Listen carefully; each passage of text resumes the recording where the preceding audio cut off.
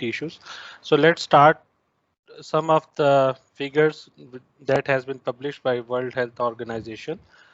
It is the most recent figures that has estimated 600 million, almost 1 into 10 people in the world fall ill after eating contaminated food, out of which 420,000 die every year. And children under 5 years age are more exposed to such contaminated food. About 40% of the food diseases burden, from which about 125,000 deaths occurs every year. Each year, about 700,000 people die around the globe because of antimicrobial resistant infections. And foodborne illnesses are usually infectious or toxic, and it could be from contaminated, it can go into your body through contaminated food or water. Foodborne diseases impede also socioeconomic development by pushing the healthcare system and harm national economies, tourism, and trade. The value of trade in food is about 1.6 trillion, which is approximately 10% of the total annual trade globally. Recent estimate also indicates that the impact of unsafe food to low income and middle income economies around 95 billion US dollar. And then investment on the consumer food safety education has the potential to reduce such foodborne diseases and return savings up to tenfold for each dollar invested. So this seminar is also part of this investment to increase the awareness about food safety.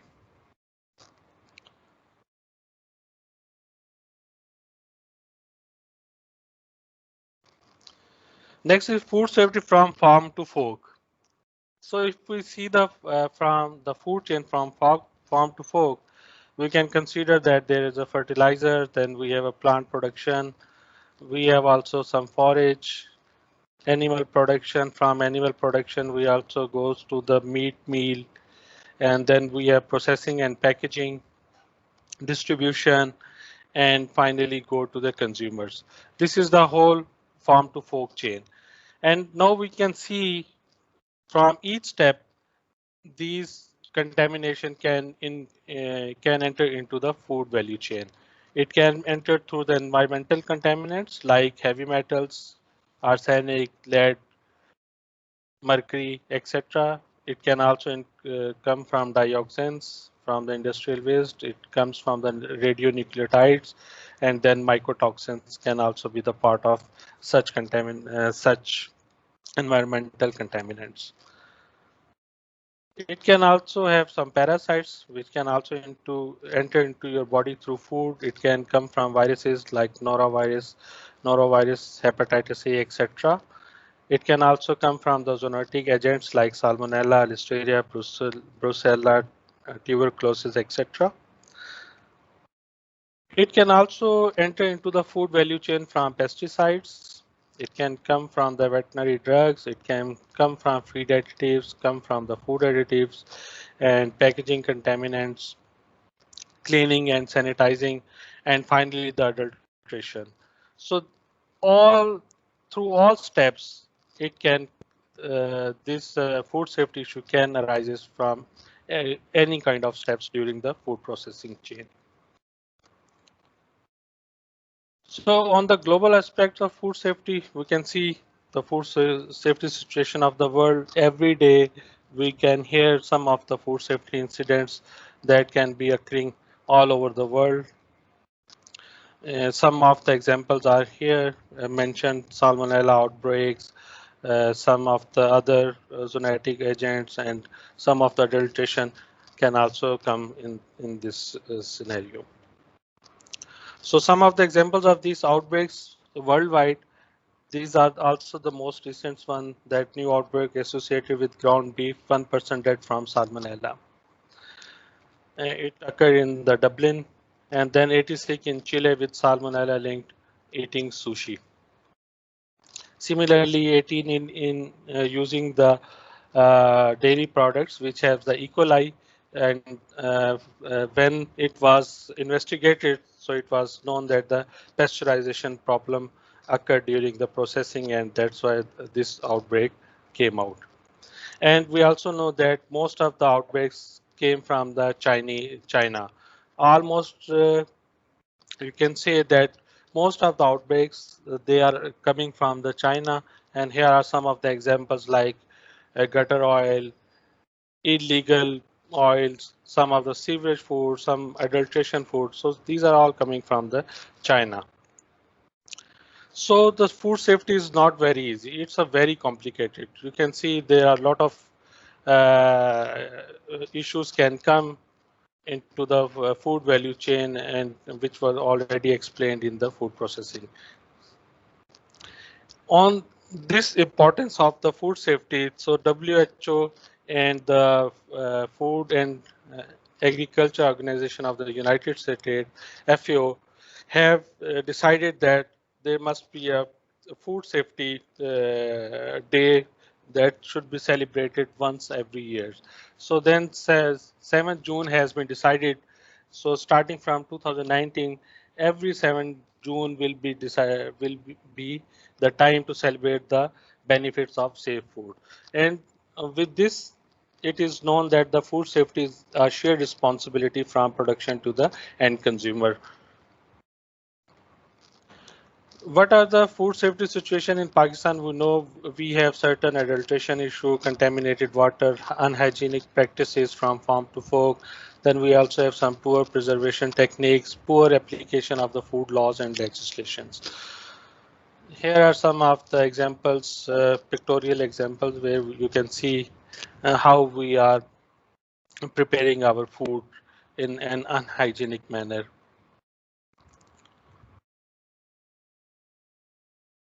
So such type of milk is also can raise the pathogenic and contaminated concerns.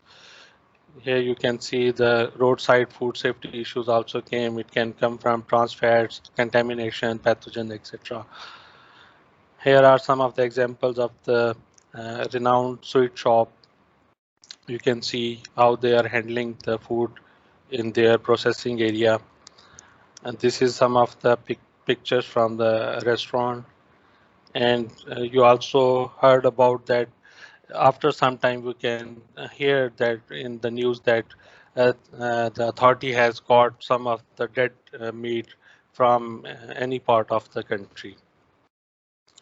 And this is also an example where you can see that the dead lizard was found in the prepared food. And there was also some news that in Pakistan the cultivation is being done through the sewerage water. So these were the some of the examples, pictorial examples, where we can see that the food safety situation in Pakistan and what is the regulatory regime in Pakistan.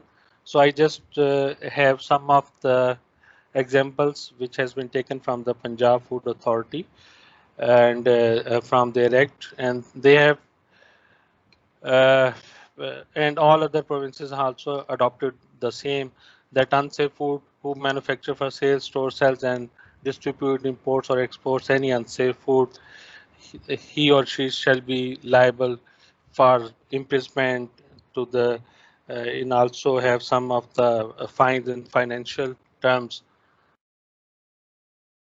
If they are selling food against the law, then they can go into the, as per rule, they can go to the term which may be not extended to 6 months, but not less than 1 month.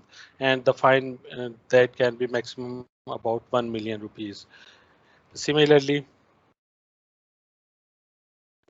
if they are producing unhygienic or unsanitary conditions in their processing area, then again there is a law that they should be go to the jail for 6 months, but not less than 3 days. And again, the financial liabilities goes to 1 million rupees as a fine.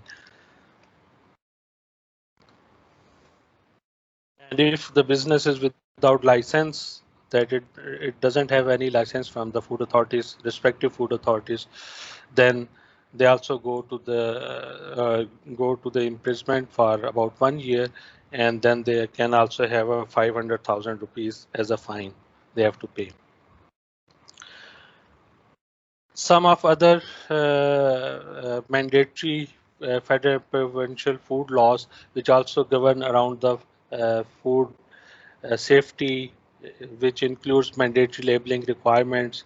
It also addresses to the adulteration and the misbranded and mislabeled products, compositional requirements, microbiological requirements, contaminants and pesticide residues requirements, or any other product specific requirements which ensure that the product is safe when it will be consumed by the consumers. So at the wrap up, this is a Paul Meisers who said that we can't provide zero risk because it doesn't exist. What we want to do is make sensible use of the resources available to minimize that risk to consumer to the extent that we can. So whatever we can do to minimize the risk of the food safety throughout the value chain, we have to do our part in that area. WHO also recommended 5 steps that ensure food is safe, which is required by the government. That government must ensure safe and nutritious food for all, grow it safe, that it also addresses to the agriculture and food producer to adopt the good practices. Keep it safe. Business operators must make sure that food is safe. Check it's safe. All consumers have a right to safe, healthy, and nutritious food.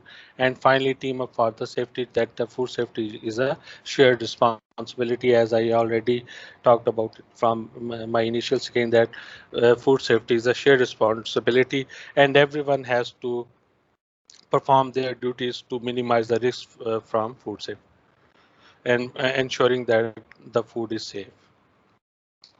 The reality, what is the reality? Most people think that 80% are the technical problems and 20% are the human problems, but the reality is reverse, that 20% are the technical problems and 80% are the human problems. So whatever contamination occurs in the food processing chain, so 80% they came from the human interventions. We know food safety is like a love. Nobody is against it. Everybody has an opinion. Everybody has an experience, expert opinion. And when it doesn't work, so it is someone else's fault. So at the end, I just play a very smart clip. And